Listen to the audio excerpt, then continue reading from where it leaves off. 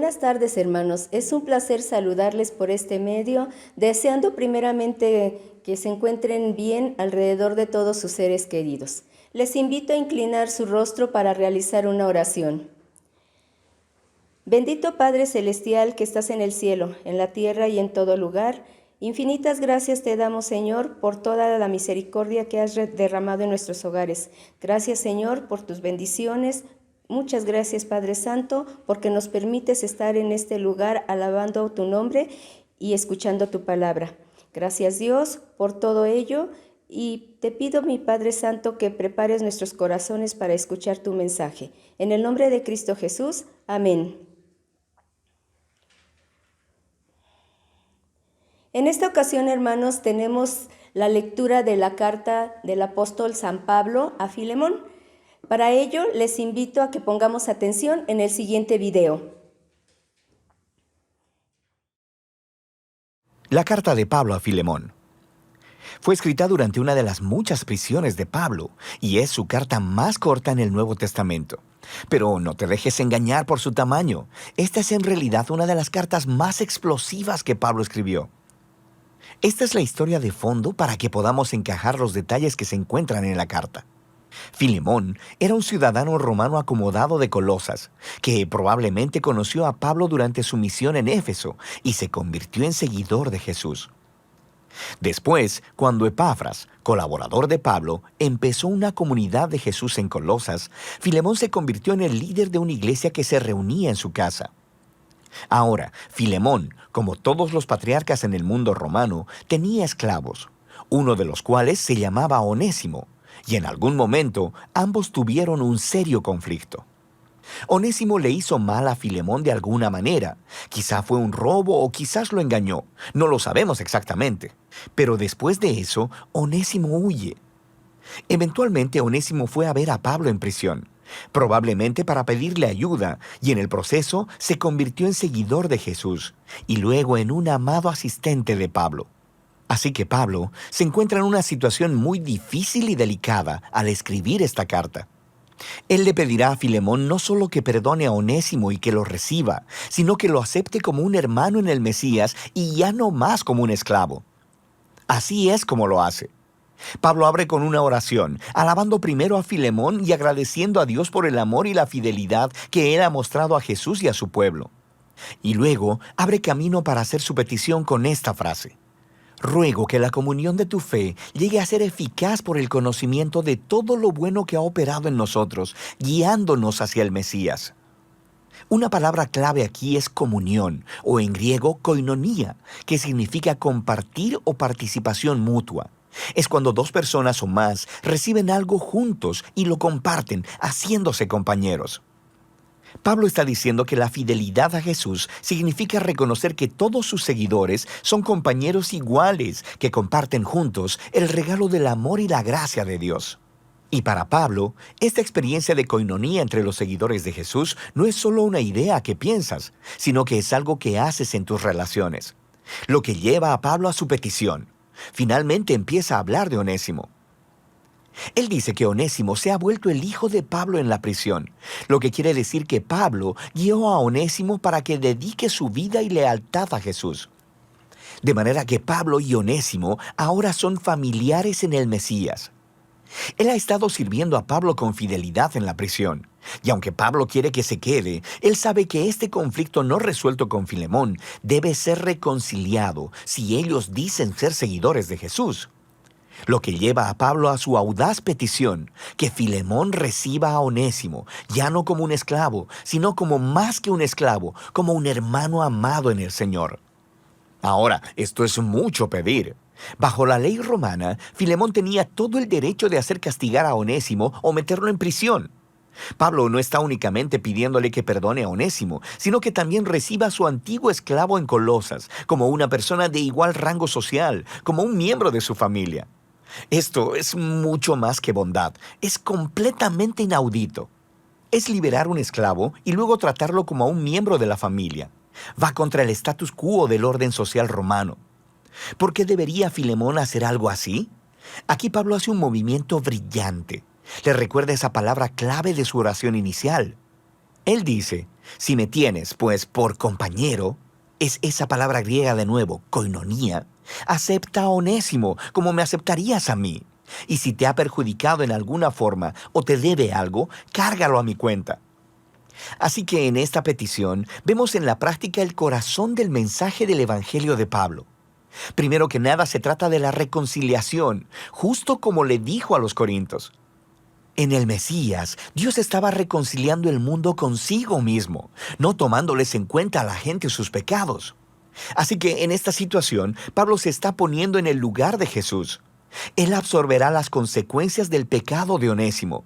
Él pagará el precio para que Onésimo pueda ser reconciliado con Filemón.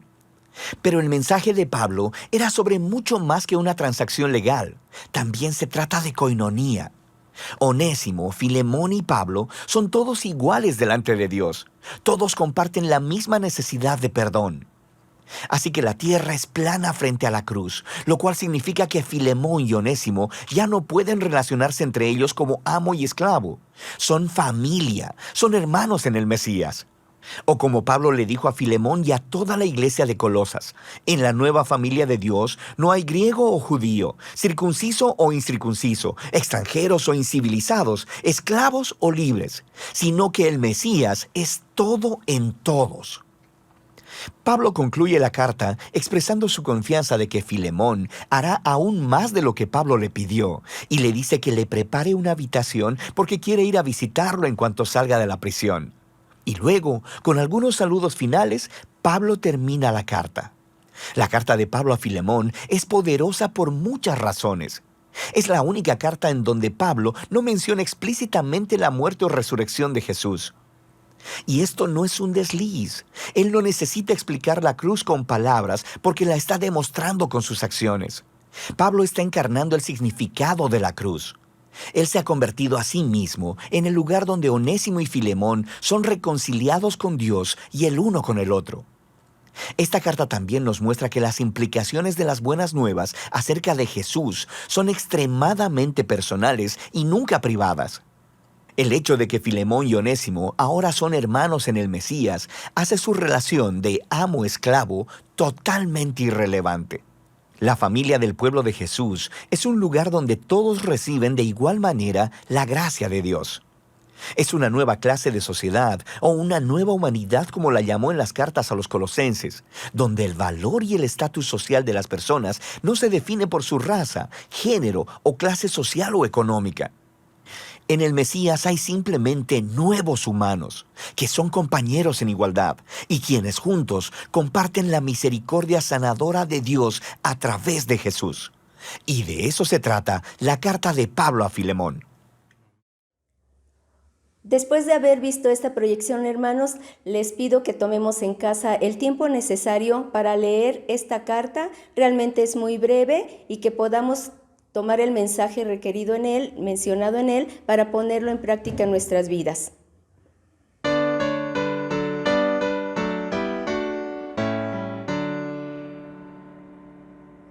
Oh santísimo, felicísimo, grato tiempo de Navidad, al mundo perdido Cristo le ha nacido, alegría, alegría cristiana.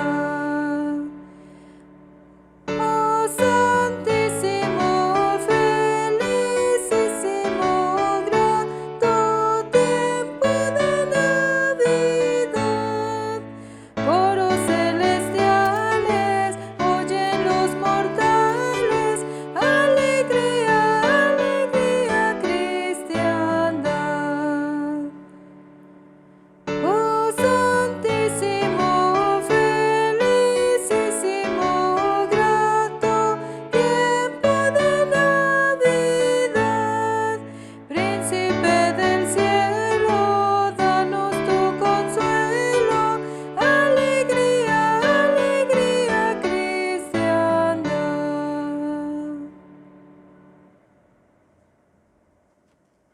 Buenos días, hermanos, espero se encuentren muy bien. Los vuelvo a saludar una vez más, esperando que pronto nos podamos ver.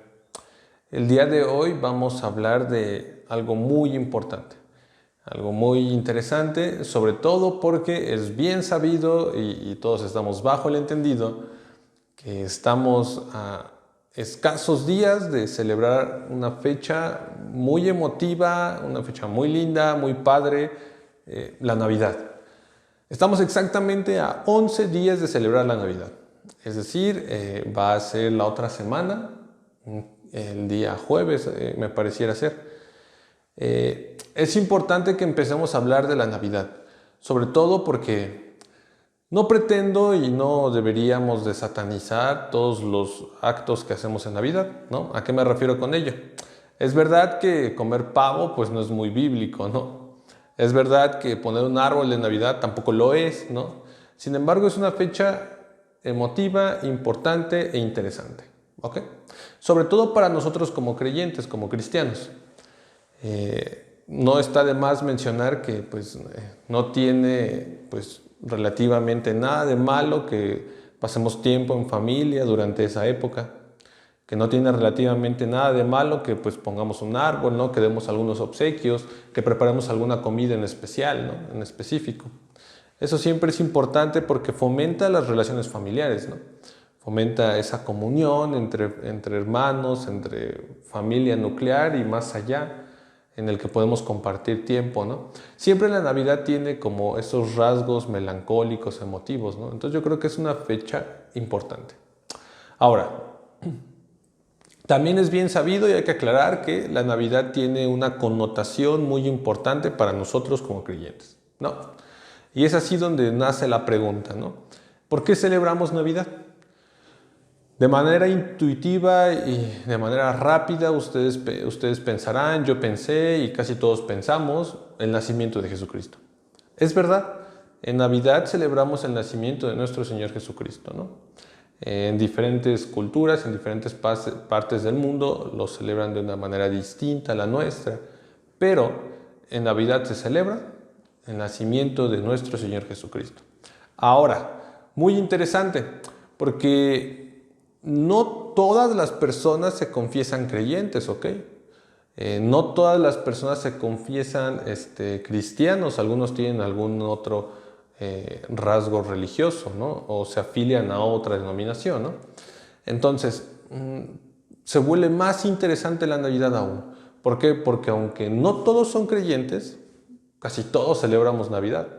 Porque aunque no todos somos de la misma denominación o no todos somos cristianos, casi todos celebran la Navidad. Algunos con sus peculiaridades, ¿no? Hay unos que ponen mucho énfasis en esta tradición, ¿no? De cómo se debe celebrar la Navidad y excluyen estos rasgos que les comentaba, ¿no? La cena, el árbol, los regalos, etcétera, ¿no? Algunos otros son un poco más permisivos, ¿no? Adoptando la Navidad y ajustándola un poco a su contexto de vida, ¿no? Por lo cual, aunque celebran la Navidad y aunque saben que la Navidad tiene que ver con el nacimiento de nuestro Señor Jesucristo, no ponen tanto énfasis en ello, sino más bien ponen más énfasis en la comunión en el hogar, ¿no? Entonces, la Navidad es muy interesante. ¿Por qué? Porque todos los creyentes lo celebran, sean de la misma denominación o no lo sean, y aún los incrédulos la celebran. Solo hay un nicho ahí como un poquito cerrado, sesgado, que no celebra la Navidad. Y aunque no la celebra, no quiere decir que no esté rodeado o bombardeado de toda publicidad, de todo sentimiento navideño, que no esté rodeado de toda esa ola de ideas navideñas que atañen durante este mes, ¿no? Ha sido un mes difícil, ha sido un año complicado y entonces es momento también de reflexionar en lo que la Navidad debe significar para nosotros.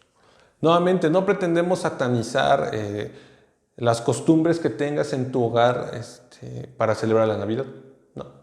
Sin embargo, sí hay algunas cosas importantes que hay que recalcar, ¿ok? La primera de ellas, que es lo que compete el día de hoy y que es la más importante y la que requiere que prestemos mucha atención, es de dónde adquiere el valor la Navidad. ¿Qué quiero decir con esto? A mí me gusta mucho la Navidad. Creo que hay una oleada de jóvenes, hay una oleada de también adultos que les fascina la Navidad. Es una fecha emotiva, es una fecha padre, ¿no? Pero ¿por qué me gusta la Navidad, no? Es verdad que me gusta por este sentimiento que yo me siento en comunidad, me siento feliz con mi familia, me gustan los obsequios, me gusta la comida, me gusta el ponche. Entonces, ¿la Navidad en dónde adquiere su valor? Adquiere su valor en ese momento de comunión con nuestros familiares, aunque es importante. No, la Navidad no adquiere su valor de ahí.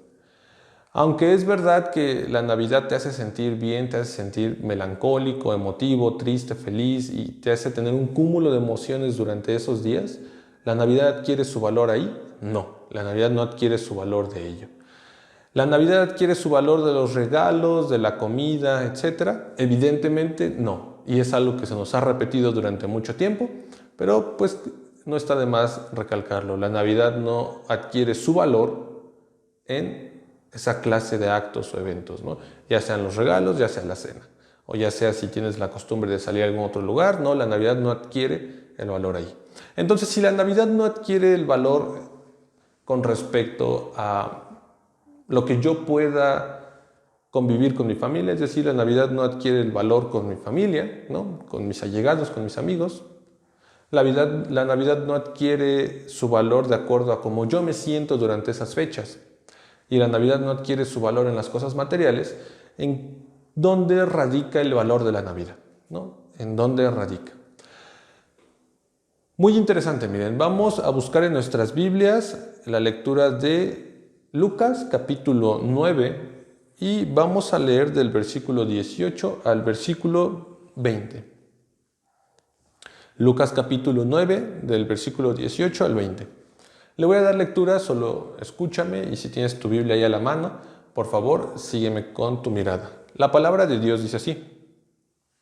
Aconteció que mientras Jesús oraba aparte, estaban con él los discípulos y le preguntaron diciendo, ¿quién dice la gente que soy? Ellos respondieron, unos, Juan el Bautista, otros, Elías, y otros, que algún profeta de los antiguos que ha resucitado. Él les dijo, ¿y vosotros qué decís que soy? ¿Quién decís que sois? Entonces, respondiendo Pedro dijo, el Cristo. Una lectura muy corta, pero que tiene mucho que enseñarnos con este tema que estamos viendo y sobre todo con nuestra característica, nuestra manera de ver la Navidad. ¿Por qué? Miren, voy a ser directo, concreto y al grano. La Navidad adquiere su valor en Jesucristo. Yo sé que tal vez ya lo esperabas, ¿no? Tal vez ya esperabas que fuera por ese lugar. Sin embargo, quiero recalcar lo siguiente. La Navidad adquiere su valor en Jesucristo, sí, pero en lo que tú piensas acerca de Él, en lo que tú esperas acerca de Él, en lo que tú buscas acerca de Jesucristo. En la imagen que tú tienes de Jesucristo en tu cabeza. No porque eso le reste poder a Jesucristo, ni a su obra, ni a su autoridad. No. No la idea que tú tengas de Jesucristo le va a restar algo a Él. Sin embargo, el valor que tú le des a la Navidad y el valor que adquiere la Navidad de nuestros círculos eclesiásticos, nuestros círculos familiares, nuestros círculos sociales, la Navidad adquiere su valor de acuerdo a lo que pensemos, lo que sepamos, lo que creamos acerca de Jesucristo. ¿Por qué? Porque si nosotros pensamos en Jesucristo de una manera muy liviana, ¿qué crees? La Navidad va a ser muy emotiva, te van a gustar los regalos, te va a gustar la comida, te va a gustar la comunión, pero más allá, un rasgo más profundo la Navidad no va a tener en ti. ¿Por qué? Porque evidentemente la Navidad se celebra por el nacimiento de nuestro Señor Jesucristo. Por lo tanto, la Navidad adquiere su valor de acuerdo a lo que tú pienses, lo que tú sepas, lo que tú creas, lo que tú esperes de nuestro Señor Jesucristo. ¿Ok? Entonces, directo y concreto.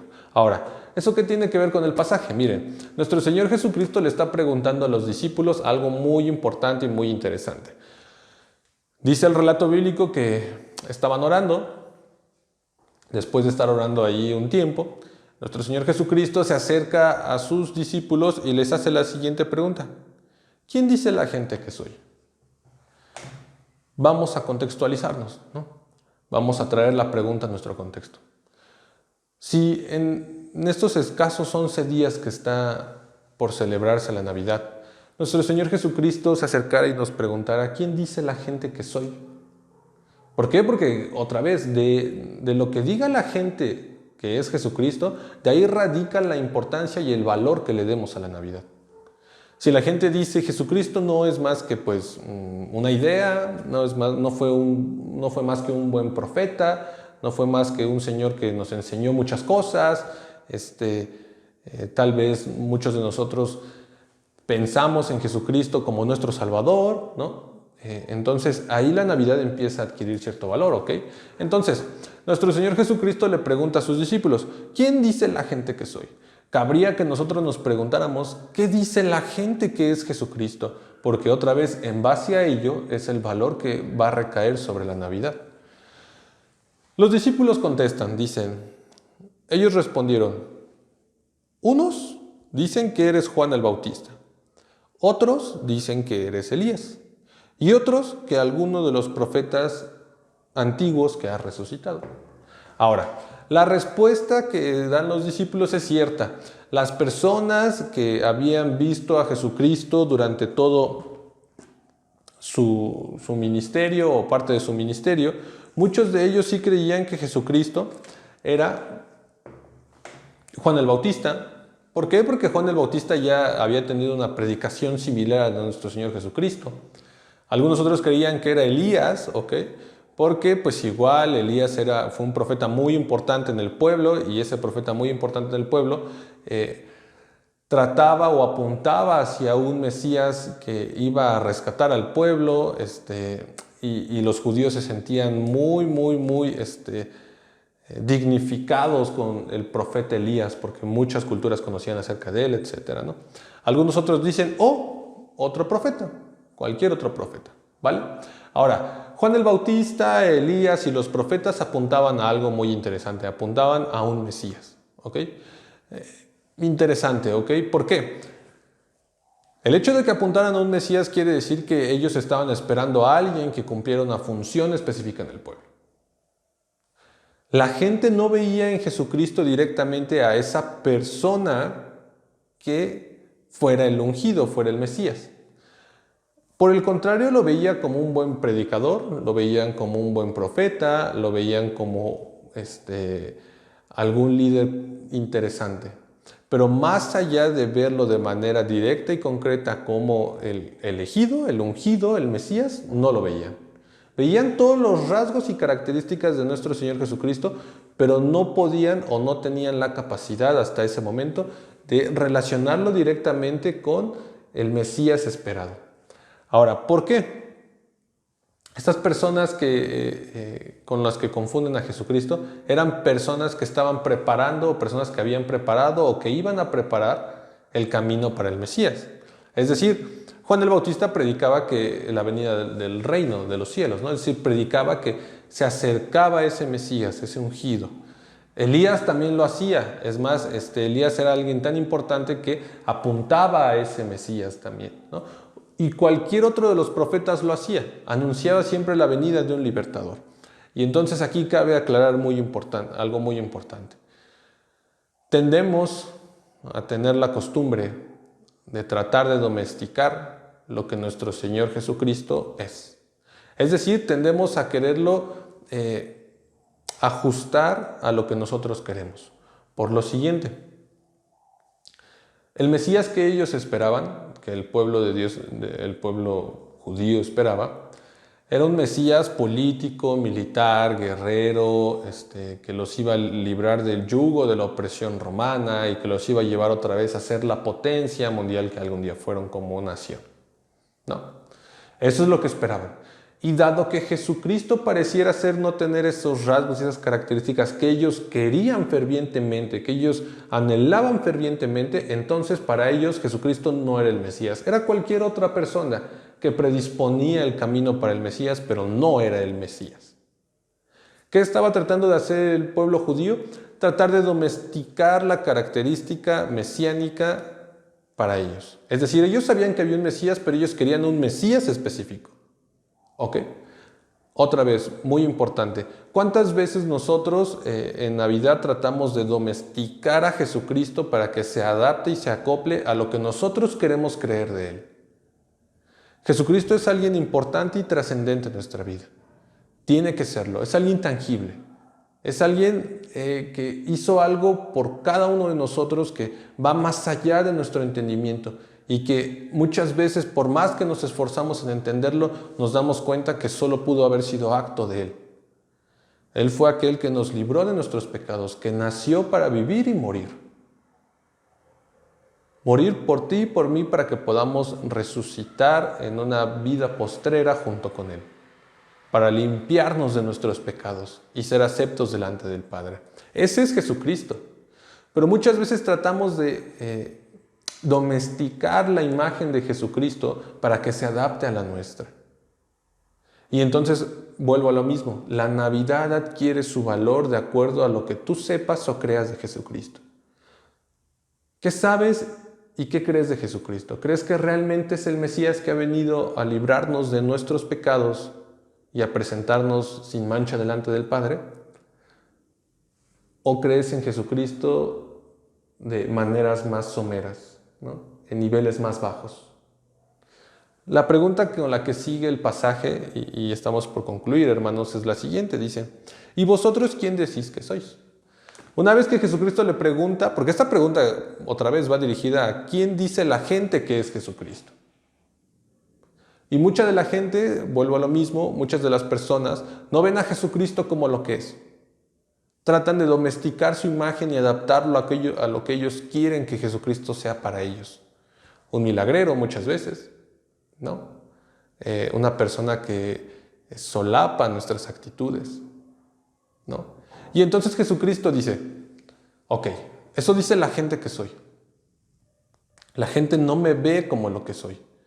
No me ve como el ungido de Jehová. Perfecto. Entonces, ¿y vosotros quién dices que soy? Es decir, la pregunta es, ¿y tú? Eso es lo que dice la gente, pero ¿y tú quién dices que es Jesucristo? La Navidad va a adquirir su valor ahí, en lo que tú digas, en lo que tú creas acerca de Jesucristo. Pedro responde y dice, el Cristo de Dios.